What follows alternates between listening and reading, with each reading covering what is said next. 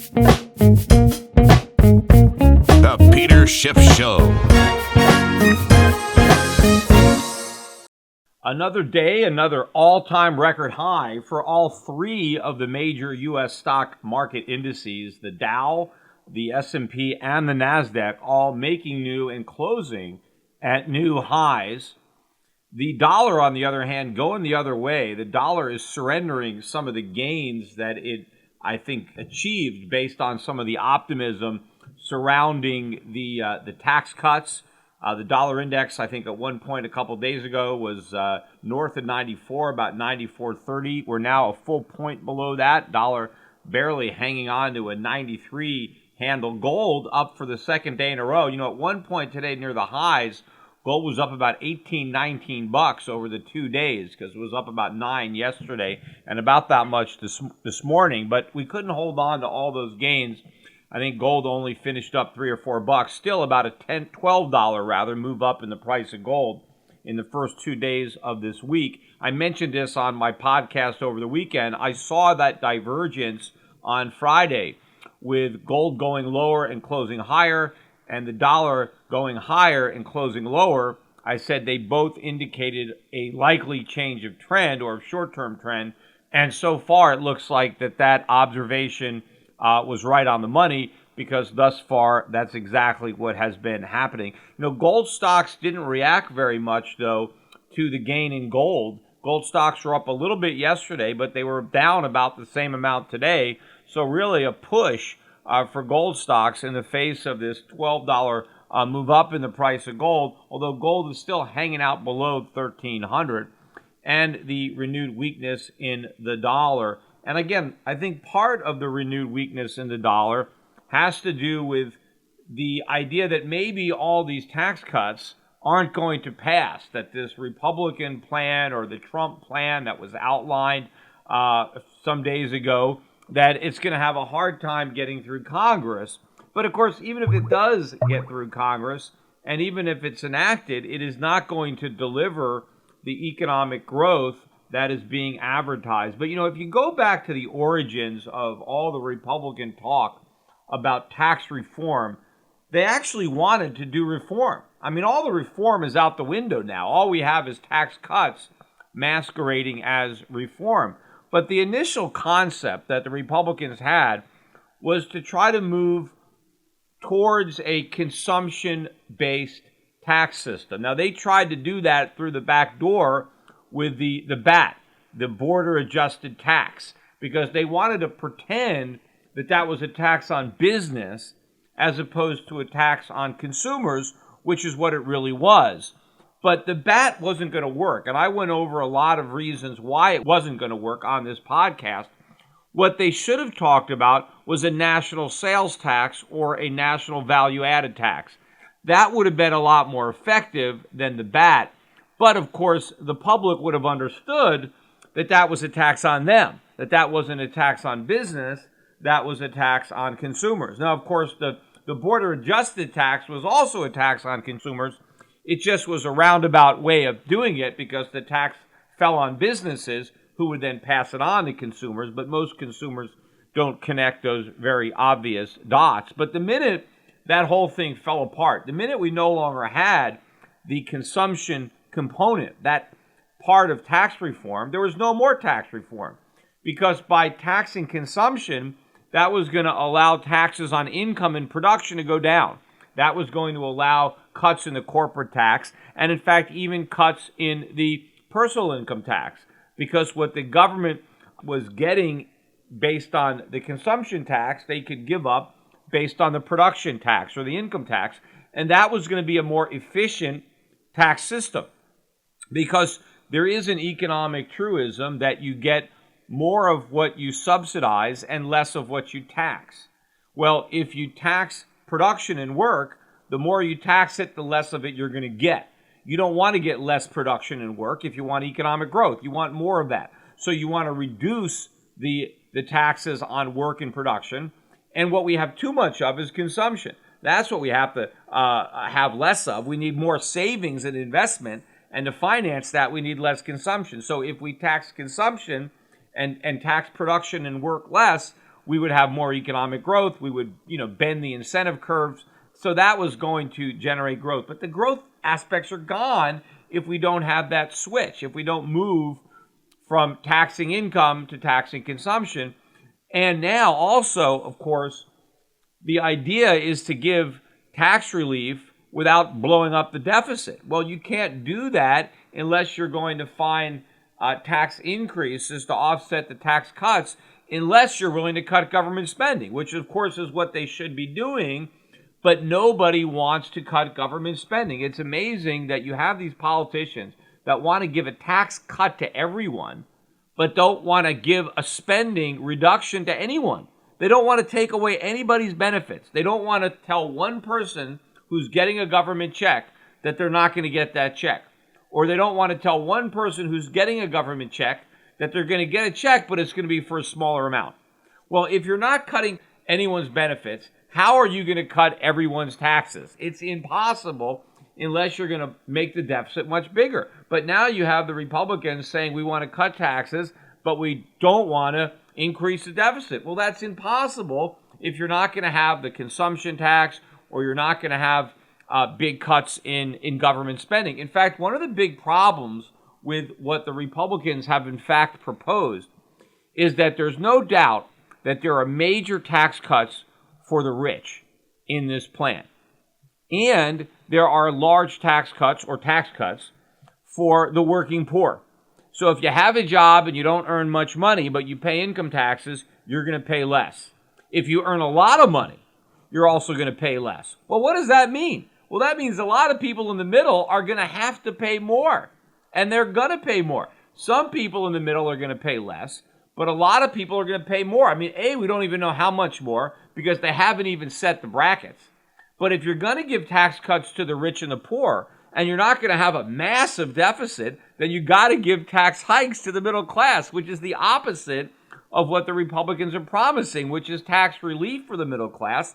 That's not what they're delivering. A lot of people are going to get tax increases. And of course, part of the problem, though, is some of the increases have to do with the elimination of the deductibility of your state and local taxes. But I mentioned on one of my earlier podcasts that the states can get around this, right? States that currently have income taxes that are paid by workers can repeal those income taxes and replace them with payroll taxes paid by employers. Those employers would be able to fully deduct those payroll taxes from their income taxes. And so you would just change the nature of the tax, but the effect would be the same. The worker would have his income, but he would be able to deduct the tax that he pays locally through his employer. He would get paid less money for working, but that reduction would include the taxes that were paid on his behalf. So in other words, the states have a way around this. They can change who the tax falls on so that they can preserve the deductibility of their local taxes. But I think a lot of the deduction comes from income taxes. And so if the states react the way I think they would to the loss of this deduction, the government is not going to reap all of the tax windfall that it's planning. So in other words, the deficits will end up being much bigger than the ones they're contemplating because they won't get as much of a windfall from the elimination of this deduction because states will change their taxation system so as to preserve the deductibility, just shifting the payment from the employer to the employee.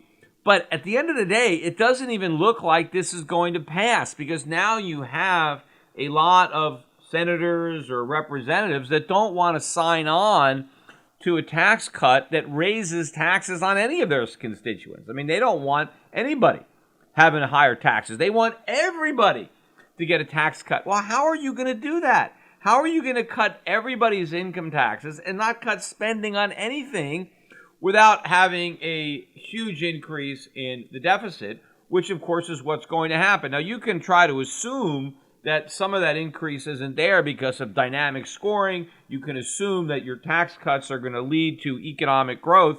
Well, maybe they will. But you know what? I think regardless, we're going to have a recession because there is no recession in anybody's forecast. Right? Nobody thinks a recession is coming at any point during the next 10 years, whether we cut taxes or not. And I think whether we cut them or not, we're going to have a recession. So the recession is coming regardless of whether taxes are cut. And if there is a recession, you can throw all this dynamic scoring out the window. I mean, even if the recession is not as severe as a result of the tax cuts as it would have been had taxes not been cut, the result is still going to be huge increases in the budget deficits. So these numbers are completely wrong, but I think some of the congressmen now are starting to question this, and now they're losing some Republican support, and they pretty much need unanimous support. Otherwise, they have to reach across the aisle and get the Democrats, and there's no way the Democrats are going to sign on to the tax cuts if they have all these big tax cuts for the rich. So the only way the Democrats are going to support this is if they take away the tax cuts for the rich. Well, if they take away the tax cuts on corporations, they take away the reduction in the marginal rate of tax, then you lose any hope of economic stimulus coming from the tax cuts, because that is where the stimulus comes from. The stimulus doesn't come from just cutting taxes on lower income people or middle income people. Real economic stimulus comes from more capital investment, more job creation, more investment, more underconsumption. That is what you get when you reduce marginal taxes on the people with the highest propensity to save and invest.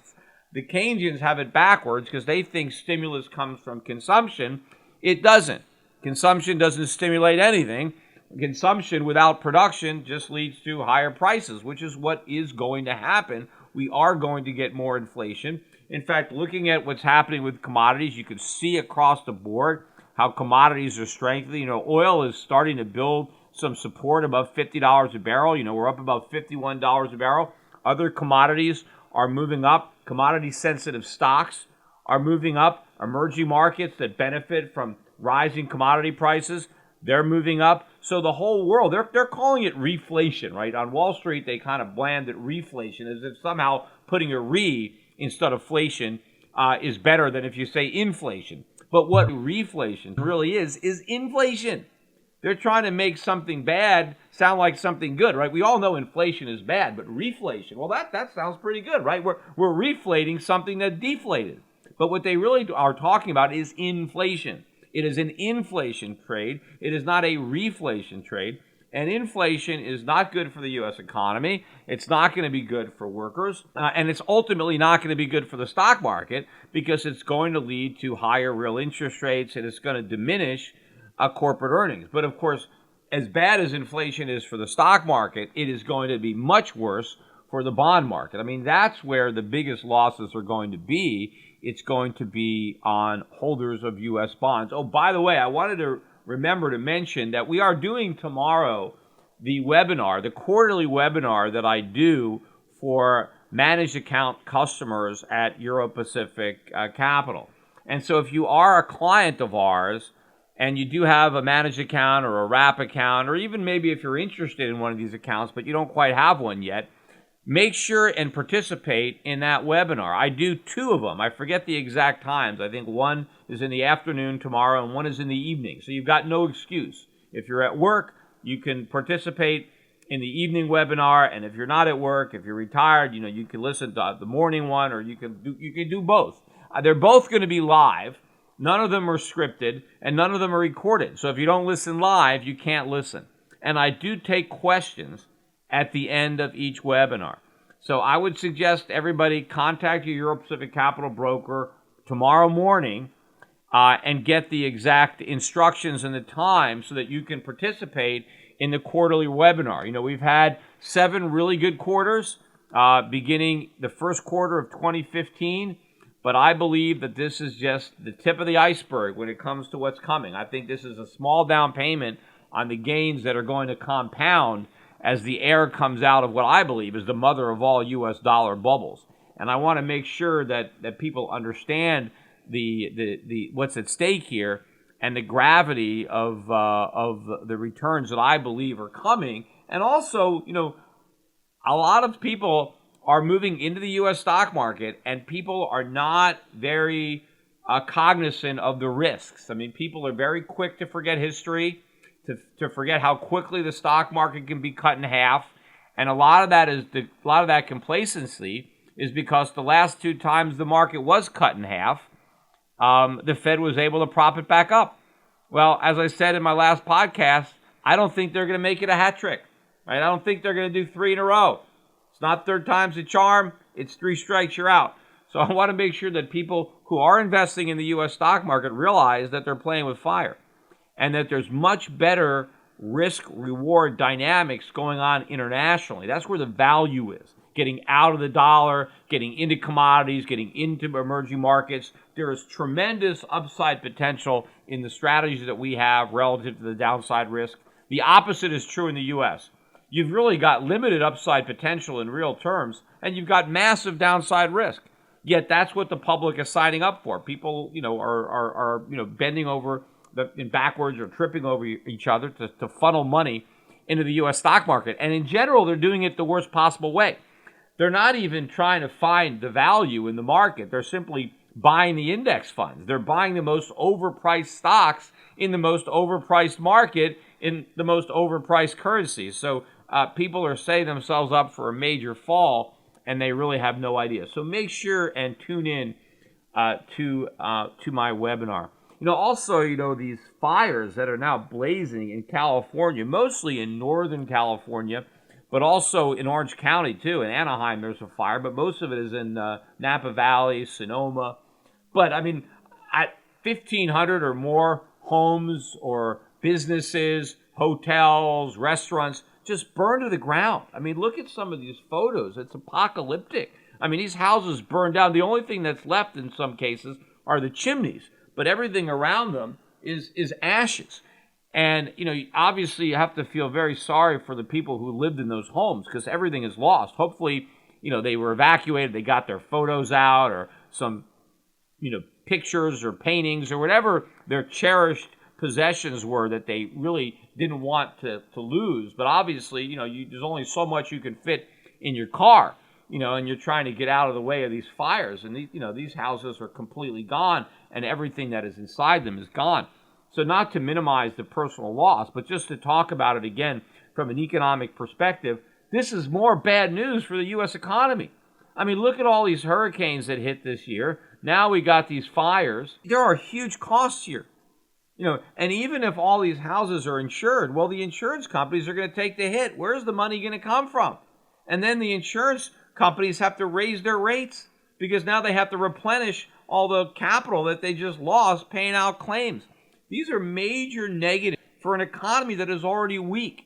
And nobody wants to even discuss that. If anything, it's all about, this is going to pick up the economy because they have to rebuild all these houses. Yeah, let's all break our windows so we can repair them. Broken windows is not the key to economic growth. Now, no, it is possible that in some of the areas there could be more economic growth because of all the rebuilding, but that has to be paid for by other parts of the country where resources are going to be diverted. But of course, the people who live in houses that got destroyed, they're not better off because they have to rebuild what they lost. This is a very difficult process. But clearly, even if there are some people who benefit from construction jobs that they may not have had, there are other people who suffer because they lose jobs that they no longer have because the resources have been diverted into construction. And of course, if people are spending money rebuilding what they lost, they're not spending that money on buying something new that they never had. And so the people who are going to be involved in that process, well, they lose their jobs because now people who would have had money to buy certain things don't have that money anymore because they have to rebuy things that they lost in a hurricane or in a fire. So none of this is a positive for the economy, and it's not happening at a good time because we're already weighed down with all sorts of other economic problems late in this expansion, right? This is, again, one of the oldest or longest lived economic expansions in U.S. history, though it's required the greatest amount of monetary and fiscal stimulus to produce it, right? It's still been the weakest recovery on record. And I've been saying all along, if you thought the recovery was weak, wait till you get a load of the next recession. Because if this is all we can get in good times, imagine what's in store for us in bad times. And, the size of this hangover is going to be proportionate to the amount of partying we did to produce it, right? We took record amounts of monetary stimulus during this so-called recovery. And so now we're going to have the mother of all hangovers when it wears off, and to the point that the Federal Reserve is going to be forced to try to shoot us up with such an enormous amount of stimulus to combat this that we're going to overdose. I don't think there is an amount of stimulus that's going to work, because the amount that will be required is so big that the stimulus itself is going to kill us. And that death is going to be in a currency crisis, right? A dollar crisis, and then a sovereign debt crisis. That is where we're headed. While I'm talking about these natural disasters, I want to get back to Puerto Rico, because for a while, it looked like maybe Trump was going to do the right thing when it came to the Jones Act, because after initially resisting, he agreed to this 10-day suspension of the Jones Act. Well, that expired the other day. I think Sunday it expired, and he did not extend it. And the word is now that it won't be extended. So now, in addition to having to deal with the natural disaster of the hurricane, they have to continue to deal with the man-made disaster of the Jones Act, and having to pay more money for shipping goods back and forth from Puerto Rico to the mainland or any place else. And what's crazy is you read all these articles, obviously written by people who benefit from the Jones Act, as to how great the Jones Act is. And I've even read articles where they claim that Puerto Rico benefits from the Jones Act because, of all these ships that are servicing these routes that are going back and forth to Puerto Rico, that having this strong U.S. merchant marine is good for Puerto Rico because of all the shipping they do, which is complete nonsense. Because if it was good for Puerto Rico, if using U.S. ships was good for Puerto Rico, there wouldn't have to be a law requiring them to use U.S. ships. They would use them anyway. The fact that we need the Jones Act is proof that the Jones Act is not good for Puerto Rico, because anything that's good for you, you're going to do on your own. I hear this same nonsense argument with the minimum wage all the time. I hear people say, employers are better off if they pay their workers more money because they're going to have lower turnover, their employees are going to be more loyal, they're going to work harder. So if they just pay their workers more money, they'll actually make a bigger profit. So the minimum wage is good because it's forcing these employers to do something that actually makes them more money, which of course assumes that employers are a bunch of idiots. Because if employers believed that just raising wages to their unskilled workers was going to result in more income for them, you wouldn't have to be forced to do it. You would do it on your own. The government never has to force you to do something that you perceive will benefit you. Because if you perceive that it will benefit you, you will do it anyway. It's only when the government wants you to do something that you don't want to do. And why wouldn't you want to do something? Because you think you're worse off for doing it. So if the government is forcing you to do something that you wouldn't otherwise do, it's because doing it is bad for you. You'd be better off not doing it. That's why they need the law. That's why they need to punish you if you do it. Because obviously you don't want to do it. The only reason you're doing it is because of the law. So the people in Puerto Rico don't want to overpay to have their merchandise shipped on Jones Act compliant ships, which are ships that are built in America and crewed by Americans. They don't want to do that. They would rather use foreign ships with foreign workers because it's a lot cheaper, right? So the government is forcing them to use the Jones Act. And I these Jones Act ships, and I'm reading some of these guys saying, oh, there's no problem. I don't know what the Puerto Ricans are complaining about. There's plenty of ships. There's no shortage of ships. It's not that there's a shortage of ships. It's just that the ships that they have to use are overpriced, that what they are charging to deliver their merchandise is too high. Look, the cost is so high. I was reading articles that in Hawaii, when ranchers want to send cattle to the mainland, they put them on an airplane because it's too expensive to put them on a Jones Act ship. So, these wealthy ranchers, they're able to fly their cattle around, in airplanes to avoid using U.S. ships. In fact, I read there's a lot of, energy that gets transported, and it's cheaper if you're in the Northeast. It's cheaper to import oil from the Middle East coming across the Atlantic than to bring it up, let's say, from Louisiana, on an American ship. Even though the distance traveled is much shorter, than bringing oil over for Europe. It's still cheaper doing it that way because they don't want to use the U.S. ships. Well, the Puerto Ricans, they don't have a choice. They're stuck using these U.S. ships only because of this law. And to try to pretend that the Jones Act is actually benefiting Puerto Rico, to understand how they're benefiting from being forced to do something that they don't want to do and somehow being forced to overpay for goods. I mean, if you look at the price of, milk or cornflakes or, just take whatever the products are and look at what they cost on islands near Puerto Rico and compare it to Puerto Rico, I mean, the price in Puerto Rico is like double what they're paying on other islands. And not only is this bad for Puerto Ricans, but what about their tourist industry? Because, one of the big things that tourists are looking for is the cost of meals while they're on vacation, the cost of food when you're eating in a restaurant. And if all the food is more expensive in Puerto Rico than in neighboring islands, what does that mean about the competition for tourist dollars?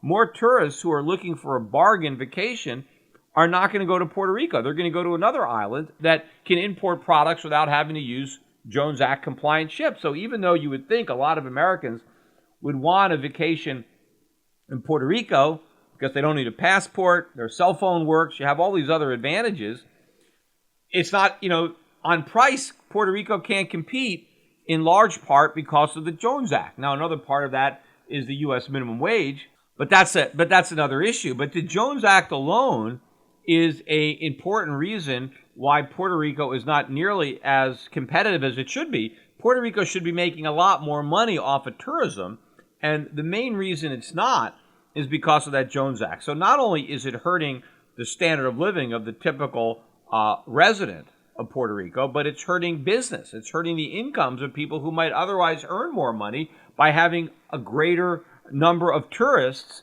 visiting the island every year. And in fact, if you look at the per capita income in Puerto Rico, I think it's about half of the poorest U.S. state.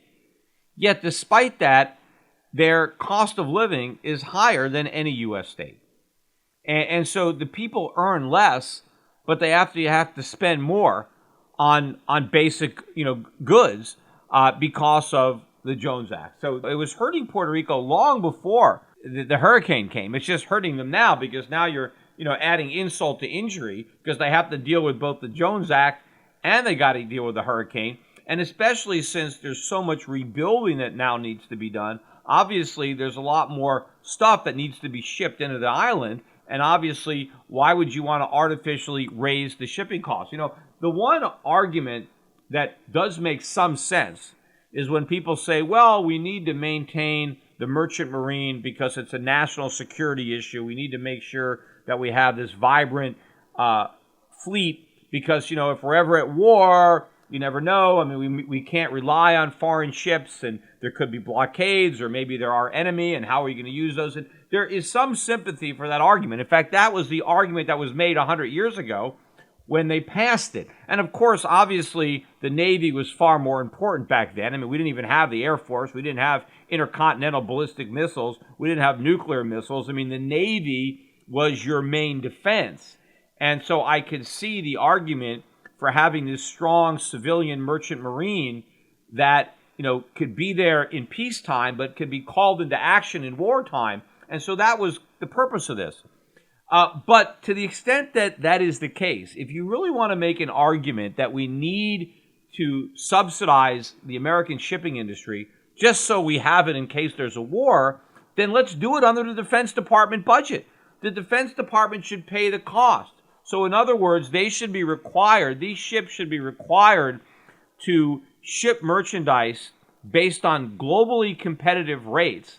And then the difference between that rate and the extra money that the U.S. shipping companies need to cover the higher costs associated with manufacturing and hiring in America, that extra cost should be borne by the overall population. It should be in the Defense Department's budget, and it should be paid for out of the general revenue. Everybody in America should pay for it, not the people who are unfortunate enough to live in an island like Puerto Rico.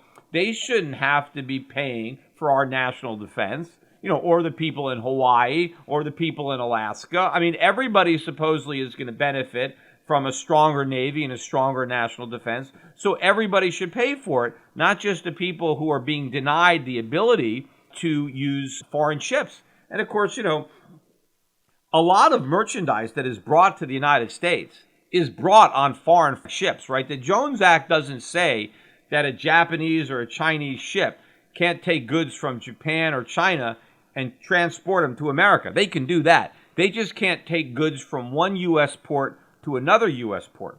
And see, that's the problem, because no big ship is going to come over from China and go to Puerto Rico. Because once they've done that, then that's it. They can't go to another U.S. port. Why are they going to go to Puerto Rico? They can't. They got to go to the mainland. So in order to get stuff to Puerto Rico, even if it's coming from China, everything has to be dropped off in a U.S. port, unloaded, reloaded back on a U.S. ship, and sent back to Puerto Rico. Right? So Puerto Rico disproportionately gets hurt by this because they can't get anything direct from a foreign ship. Other Americans can, because they can make, once you make a stop. Now, of course, it would be great if a foreign ship could make a stop in Florida and then keep going up the coast and unload stuff, higher and higher up until it gets all the way to Maine, right? But no, they have to unload it all, and then we have to put it on trains or on trucks. A lot of stuff ends up getting trucked, which is bad for the environment, right? We're using more fuel, more pollution. Why not just let these ships make multiple stops? I mean, it would be better for the environment. It would bring down the transportation costs, right? We'd have less, crowded streets and fewer auto accidents, right? There's a lot of things that would be accomplished if we just got rid of the Jones Act entirely, right? But if we're going to preserve it, let's at least exempt some of the people that are the hardest hit, that are disproportionately impacted by the Jones Act, and that would be people living in Puerto Rico.